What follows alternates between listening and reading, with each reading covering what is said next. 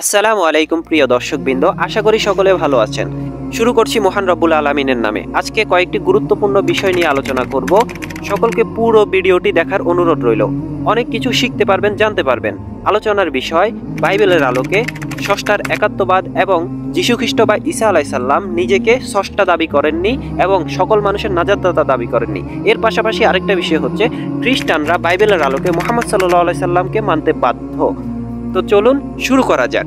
Bible এটি হচ্ছে খ্রিস্টান ধর্মগ্রন্থ। এটিকে দুটি অংশে ভাগ করা হয়েছে, এক ওল্ড টেস্টামেন্ট, আরেকটা হচ্ছে নিউ টেস্টামেন্ট। অর্থাৎ ওল্ড টেস্টামেন্ট হচ্ছে যেটাকে তাওরাত বলা হয়, মুসা আলাইসাল্লামের বাণী ও বিভিন্ন নবী রাসূলের বাণী ওখানে রয়েছে। আর নিউ টেস্টামেন্ট হচ্ছে ঈসা আলাইসাল্লামের বাণী যেখানে রয়েছে, যেটাকে ইনজিল বলা হয়।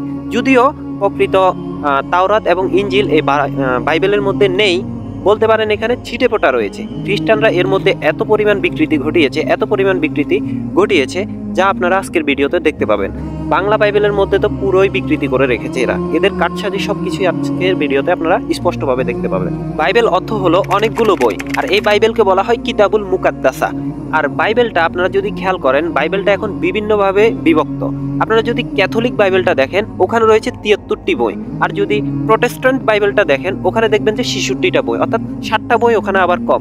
এদের মধ্যে প্রায় বিকৃতি রয়েছে। খ্রিস্টানদের এত বিকৃতি ও বাইবেলের মধ্যে এত কাটাছিটার মধ্যেও তারপরেও এর মধ্যে কিছু সত্যতা রয়ে গেছে, যেগুলো থেকে প্রমাণ করা সম্ভব স্রষ্টার একাত্মবাদ, যীশু খ্রিস্ট নিজেকে স্রষ্টা দাবি করেননি, মুহাম্মদ সাল্লাল্লাহু আলাইহি সাল্লামের অস্তিত্ব, সকল কিছু এগুলো প্রমাণ করা সম্ভব।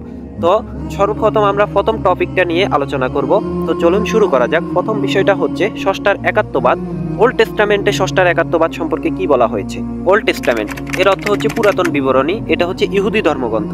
প্রথম এটা নিয়ে আলোচনা করা যাক।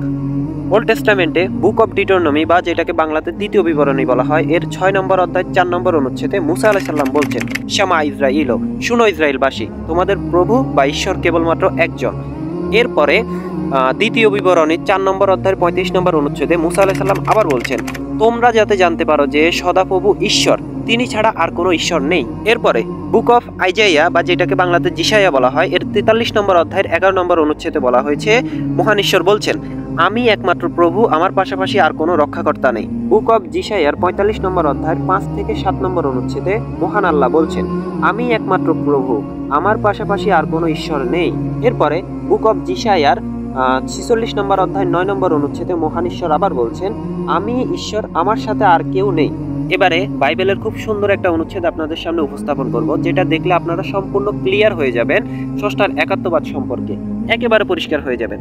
এটা হচ্ছে বুক অফ ডিটোনমি দ্বিতীয় বিবরণী, বাংলাতে যেটাকে বলা হয় দ্বিতীয় বিবরণী, 5 নম্বর অধ্যায় 7 থেকে 9 নম্বর অনুচ্ছেদ। মহান আল্লাহ বলছেন, আমার পাশাপাশি তোমরা অন্য কারো উপাসনা করবে না, কোনো মূর্তি বানিয়ে তোমরা তার সাথে আমার তুলনা করবে না, হোক সেটা আকাশমণ্ডলী বা সমুদ্রের তলদেশ থেকে। তোমরা তাদের কোনো সেবা যত্ন করবে না, তাদের কাছে নত যেন হবে না, কারণ আমি আল্লাহ তোমাদের ঈশ্বর খুবই প্রতিহিংসা পরায়ণ। দেখেন, মহান আল্লাহ এখানে বলছেন যে কোনো মূর্তি বানাবে না, তোমরা কোনো পূজা করবে না আকাশমণ্ডলী থেকে, সমুদ্রের তলদেশ থেকে কোনো মূর্তি বানিয়ে তাদের কাছে নত হবে না। বাইবেলের এই অনুচ্ছেদে আল্লাহ তাআলা সরাসরি স্পষ্টভাবে শিরিক এবং মূর্তি পূজার বিরুদ্ধে বলেছেন। তার মানে ওল্ড টেস্টামেন্টে বাইবেলের এতগুলো অনুচ্ছেদ থেকে বোঝা যায় শুধুমাত্র একজন স্রষ্টা, একজন ঈশ্বরের কথাই বলা হয়েছে। এবার চলুন দেখা যাক নিউ টেস্টামেন্টে স্রষ্টার একাত্মবাদ সম্পর্কে কি বলা হয়েছে। যীশু খ্রিস্ট বা ঈসা আলাইহিস সালাম কি বলেছেন?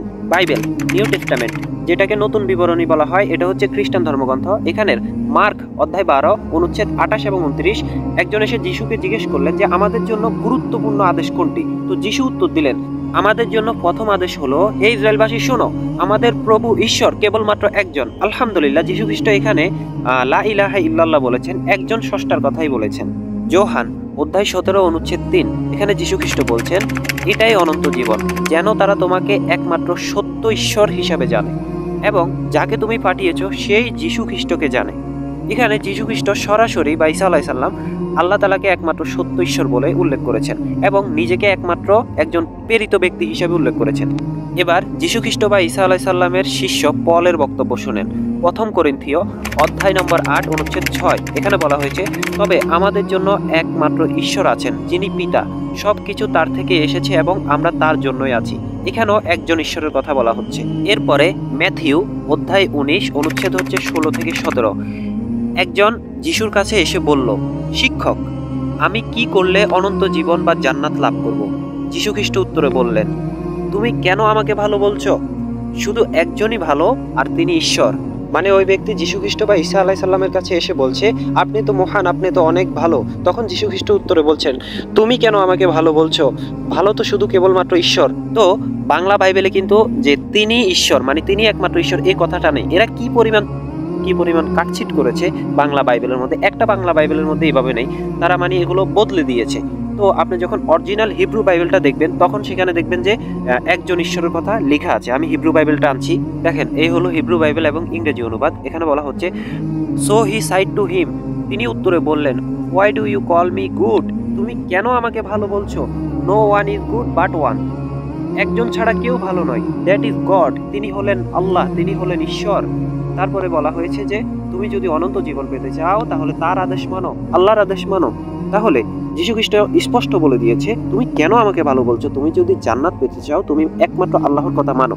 তাহলে দেখেন, এই খ্রিস্টানরা বাংলা বাইবেলের মধ্যে কি পরিমাণ কাটছিট করেছে, কত কিছু বাদ দিয়ে দিয়েছে।